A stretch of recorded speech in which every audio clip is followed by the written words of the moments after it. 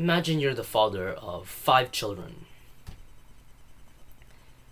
and you're very poor. You and your wife, you're one of those very poor people. You have no money.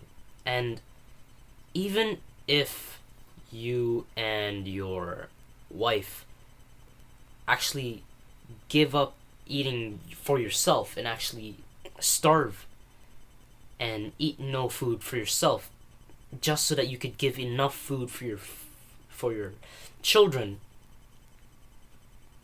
Imagine that you starve yourself basically to death just so that your children can eat, and yet they're still malnourished. They still can't get enough food. They still have the hollow cheeks and they're like stickmen. They're so skinny. Imagine that and the unhappiness and suffering you'd have to go through. Same with your kids. And imagine there are two versions of you. Assume that the multiverse is real. In one universe, you're in the situation and you're all willy-nilly and you're actually quite content. When your kids are starving and they're really complaining to you with tears in their eyes, he's not bothered by that. And he's just so content, and he's so willy-nilly with life. Oh, there's a mistake in your job. Oh, well, someone else come fix my problem for me, because I don't feel like doing it, because I'm such a pussy. And just imagine that, and compare you where you're unhappy. You're in the same situation where your kids are starving, you and your wife are starving, and you're so unhappy. And you just hate your life. You're just there in your bed and you're like punching your pillow so many times. You have this like and you're crying and you're like you praying to God. I played the character too well. Oh, it hurts. My fist. Yeah, and you're just like, you're praying to God, please, with tears in your eyes, please help my kids to endure this experience, help me to get us out of this. And you're just so unhappy, you're so dissatisfied, you're so ashamed of yourself for not being a good provider and not working hard enough. You feel like you're an embarrassment, that you let down your entire family and your father and your parents. And because you feel this shame, this dissatisfaction, this disgust for yourself, this sense of it gives you the sense of responsibility, and you start to then take action. You start working harder in your job. You're researching all the ways to make money online. You discover Hamza and Alex Ramosi, and they're all telling you to build a business and to teach other people, to create a product that you sell and you make money, and you can actually get out of the financial situation that you're in. Compare this content, unbothered you versus you in another universe where you're just so unhappy. Who would you lose respect? Who would you lose respect to? Who would you kind of hate? Who would you admire a bit? Of course, the guy who is content and he doesn't feel this negative emotion, you'd lose respect for him, whilst this guy who's working hard, providing for his family, he is the one who is so much more admirable, and everyone just looks up to him more in a greater light. And if you had to choose to be in a impoverished situation where you were forced to be poor, everyone would choose to be the guy who is unhappy in that situation versus the willy-nilly, I'm content, I'm not bothered by this kind of guy. Because the guy who is unhappy, he will make more progress. He will work harder, and he will get them eventually out of the financial situation, as long as he has the right education. Because you can work really hard, but without having the right education, and I don't mean university, because university and school are scams and stupid. And you invest in your education by reading books, watching podcasts. Of course, he will climb up the ladder and he will succeed. And you'll realize that the best option for getting out, for choosing between these two people in being a poverty situation, and you want to actually get out of that poverty situation, which guy would be more reliable? The guy who is more unhappy, ashamed, disgusted, embarrassed. He is the guy who would actually work harder with the right education and would definitely get out of that poverty situation, whilst the guy who is content, who's unbothered, he's gonna stay in that situation. Him and his kids will die, and his relationships will fall apart and everything, and everyone dies. It's a lose for everyone. Everyone just loses and crashes down. And you'll realize that the guy who is unhappy, his unhappiness genuinely leads to more happiness. And this is chasing money for the purpose of serving your family is different from chasing money for validation. That's different from the hedonic treadmill, because you're actually achieving one of the 4 goals and using money as an intermediate goal, which is a topic that I talk about in another video. It would be more beneficial to have happiness plus unhappiness than only happiness around the clock all the time. There's this concept of good negativity and bad negativity that I adopt. And when you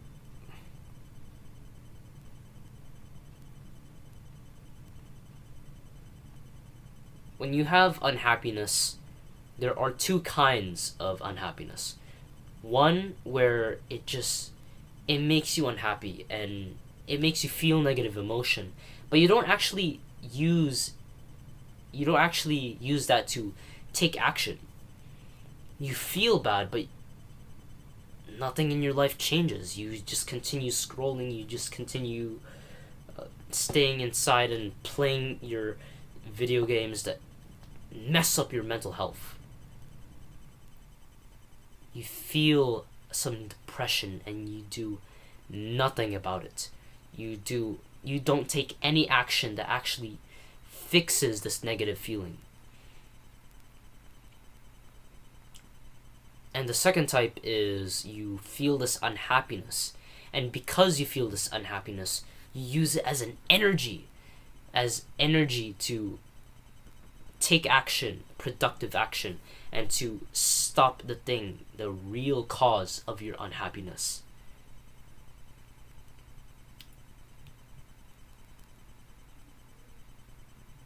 And you want to have as much good negativity as possible. So, as a general rule, every single time you feel unhappiness, ask yourself what really is causing this unhappiness.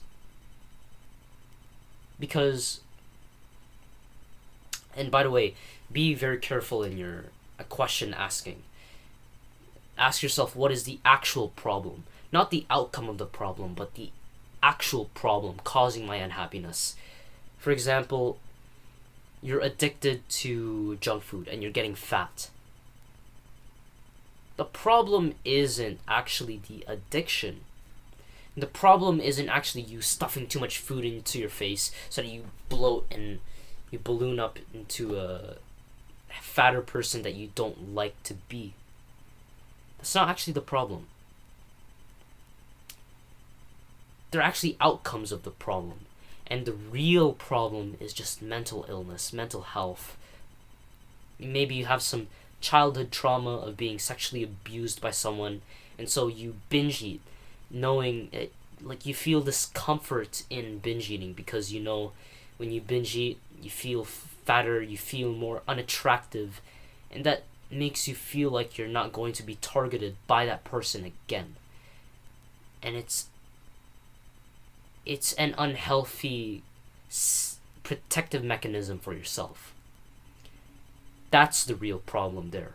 Trauma. Not you actually eating. That's the outcome of the trauma. So make sure to be very, like, when you ask yourself every single time you have an unhappiness feeling, just ask yourself, what really is causing this unhappiness? Not the outcome, but what is the problem? And then as soon as you do that, just ask yourself, how can I solve the problem? And you take effective action. You take action towards resolving the actual problem that is causing the unhappiness that is stirred up within you. Doing this simple question thing honestly might be one of you might even be able to stop watching all the self-improvement YouTubers you've been watching. You don't even need to read all these social skills books. Watch this video. Just if you have that question there, and you take action based on that question, you will be so much better off. And you will cultivate more of this good negativity that actually leads to happiness and results.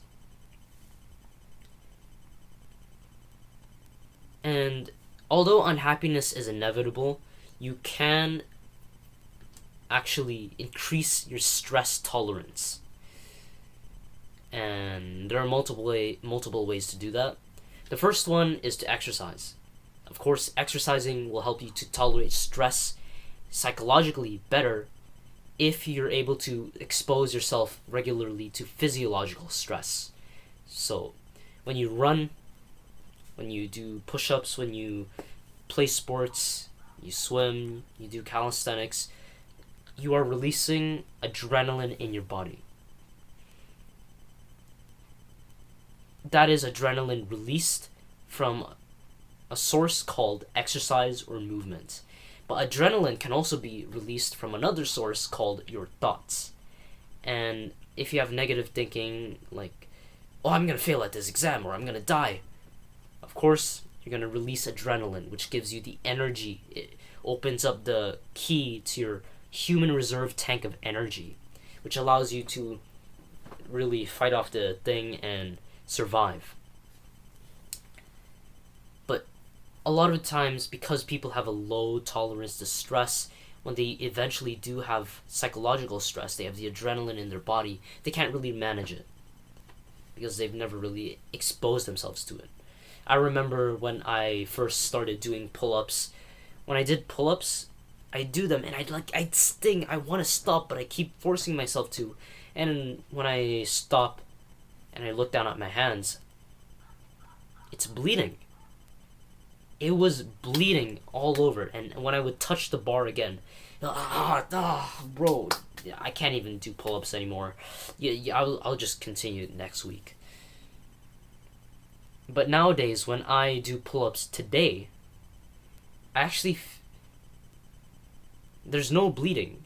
There's actually calluses over the spots where it used to bleed. Specialized, strengthened skin that allows me to handle the demands of the situation, to tolerate the demands of the situation. The only way for you to get these calluses and to be able to stop bleeding is to simply just keep doing pull-ups, and you will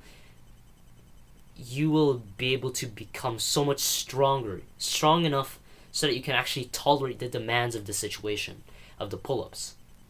And same with exercise. Really, when you have a psychological stressful thought, that shows up in your body as adrenaline. You start shaking, your eyes dilate. But if you have the same symptoms and the same adrenaline released during exercise, your body will just get used to the adrenaline, and you will build adrenaline calluses, but for your adrenaline, for your stress. So next time when you feel stress in your mind and you release adrenaline in your body because of that, it's going to be a lot easier for you to actually be less controlled by the stress, because you've been exposing yourself and you've developed the calluses, the strength to tolerate the demands of the stressful situation.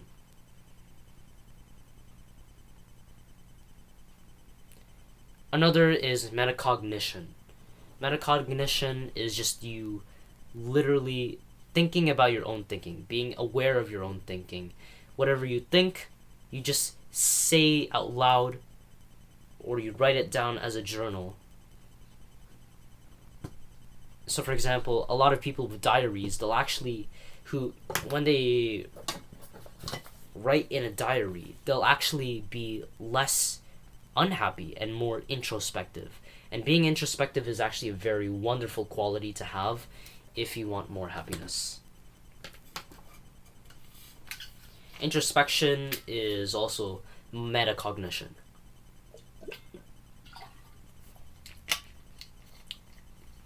How you cultivate it: every single time you feel stress, you can cultivate metacognition by just saying, oh, I'm actually feeling stressed right now.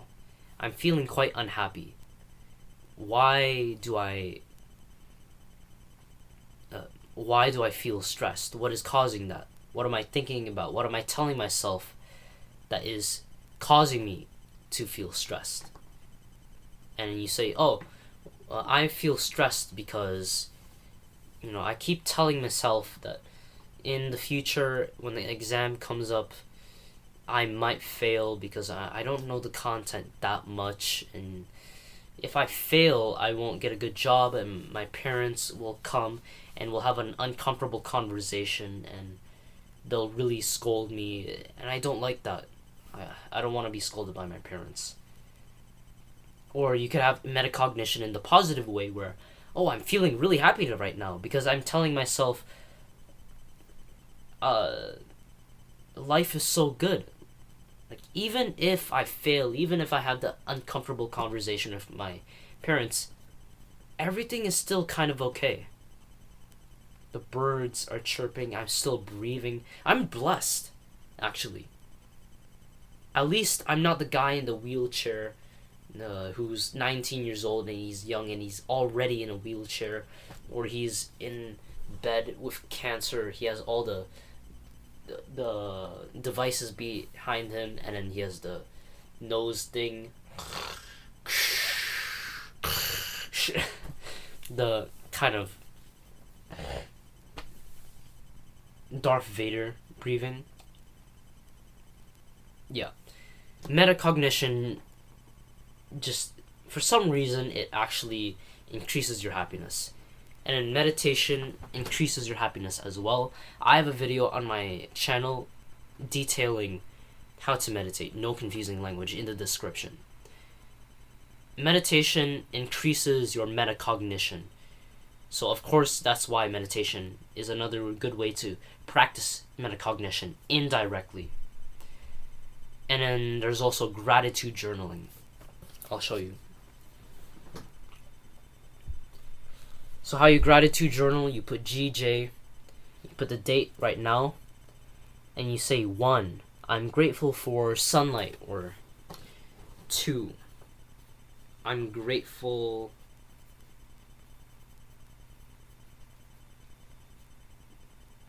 for the walk I had. And you just write minimum 5 every single day of these gratitude journaling things. And the reason why this helps is because you realize that you start to see the positive side of things. Positive thinking, genuinely, optimism, and hope, that is how you restore your happiness and reclaim the mental health that's been stolen by the world, by all the education system, your parents, the government, the the social media platforms that you're addicted to, the drugs that you might take, you'll be able to reclaim all of it once you realize that you don't really need to buy a new Rolex or a new Louis Vuitton handbag or purse to be happy. You already have all the bags you need, all the watches you need. You already have all the blessings that you need. And so, why is this tiny problem, objectively tiny, most of the cases, why is this problem going to really upset you that much when you could just focus your attention on some better things? And that's called gratitude. How you cultivate gratitude is to do the journaling practice that I told you about. 5 minimum sentences I'm grateful for every single day. Holy frick, it's so powerful, you don't even know. This genuinely is the secret to success. If you don't do this, if you're a billionaire and you don't do this, no wonder you're depressed. The reason why billionaires are depressed is because they don't do this. So yeah, you can be as successful as you want or unsuccessful as you want, and yet still be unhappy if you don't have gratitude. So yeah, there are the stress tolerance habits that you can increase your tolerance to stress to by exercising, meditating, using metacognition, and gratitude journaling. If you want more content from me, and all the free content on YouTube has helped you, then definitely the paid content down in the description will actually help you to become even happier. Of course, my product is priced at $200, so of course if you're a teenager watching this, you probably don't have the money, or you're just not willing to spend the money, and that's fine. If you really like me and you want to support me, aside from money that you don't have, then you can just like the video and subscribe below, and YouTube will show this to more people. You can comment, and YouTube will show this to more people. I got more views, and I get to spread my brand more. So thank you to you if you do that, and yeah, see you.